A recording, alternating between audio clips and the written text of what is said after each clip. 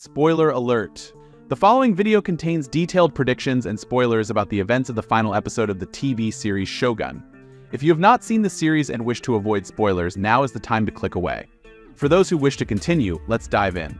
What's up, Shogun fans? We're just days away from the epic conclusion of this sweeping historical drama, and the anticipation is palpable. Based on the events that have unfolded so far and what's left to be covered in the source material, we can make some educated guesses about how the finale, episode 10, is going to play out. Let's start with the fate of our protagonist, John Blackthorne, also known as Anjin-san. We know he was gravely injured in the explosion, has temporarily lost his vision. The Jesuits have taken him into their custody, but it seems they no longer view him as a threat. Instead of killing him, they're actually planning to return him to Lord Toranaga via a galley. This is a crucial turning point for Blackthorne. He fully expects to be executed, and even requests to be allowed to perform seppuku, the honorable act of ritual suicide.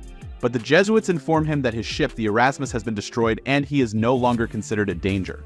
This must come as a profound relief and bewilderment to Blackthorne, who is surely grappling with the realization that his time in Japan has fundamentally changed. The captain of the Black Ship, however, has other plans. He wants Blackthorne dead, regardless of his shipless status. But the Jesuit father visitor refuses to hand Blackthorne over, and the captain ends up getting killed.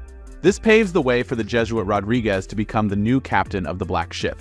Blackthorne is then taken to Edo, where he is treated for his injuries and finally brought before Lord Toranaga. And here's where things get really interesting.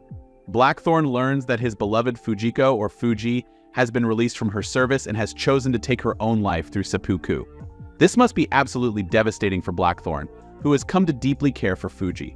But Toranaga, ever the shrewd strategist, has a plan. He presents Blackthorne with a letter from Mariko, Blackthorne's former lover. In this letter, Mariko reveals that she orchestrated the destruction of Blackthorne's ship, the Erasmus, in order to ensure his survival. She explains that his life was precious to her and that she had to make the difficult choice to have his ship destroyed in order to secure his safety. This revelation, coupled with Toranaga's own internal monologue, sheds light on the complex web of alliances and deceptions that have been unfolding. Toranaga admits that he was the one who ordered the destruction of the Erasmus, and that he intends to prevent Blackthorne from ever leaving Japan. It's a remarkable twist as Blackthorne is forced to confront the reality that the very man he has come to respect and serve has been manipulating events all along. But Toranaga's plans go beyond just keeping Blackthorne in Japan. We know that he emerges victorious from the Battle of Sekigahara, cementing his position as the new shogun of feudal Japan. This is a pivotal moment, as Toranaga had previously claimed that he had no desire to become shogun. But as he reflects, he realizes that it was in fact his destiny all along. And speaking of Toranaga's actions, he also deals with the matter of Yabu, another lord who was involved in the Osaka conflict. Toranaga presents Yabu before Blackthorne and explains that he was aware of Yabu's involvement. Without hesitation, Toranaga orders Yabu to commit seppuku immediately. As Yabu accepts his fate, he hands his sword to Blackthorne and says, "This is how it's done," imparting a final lesson to the Englishman. Furthermore, Toranaga also makes another significant decision. He names Omi as the new overlord of Izu, a strategic move that solidifies his control over the region. Toranaga's ruthless and decisive actions don't stop there. He also deals with the matter of Ishido, the ruthless lord who had been vying for power. Instead of allowing Ishido to commit seppuku, Toranaga has him buried neck deep and subjected to a gruesome fate with a bamboo saw placed in front of him, allowing passers-by to saw at his neck. It's a brutal and unforgiving punishment, but one that speaks volumes about Toranaga's determination to eliminate any and all threats to his newly established shogunate. He's clearly not a man to be trifled with, and he's willing to go to extreme lengths to secure his position and maintain control over the realm. But what about Blackthorne's role in all of this? It seems that Toranaga may have a secret plan for the former sea captain.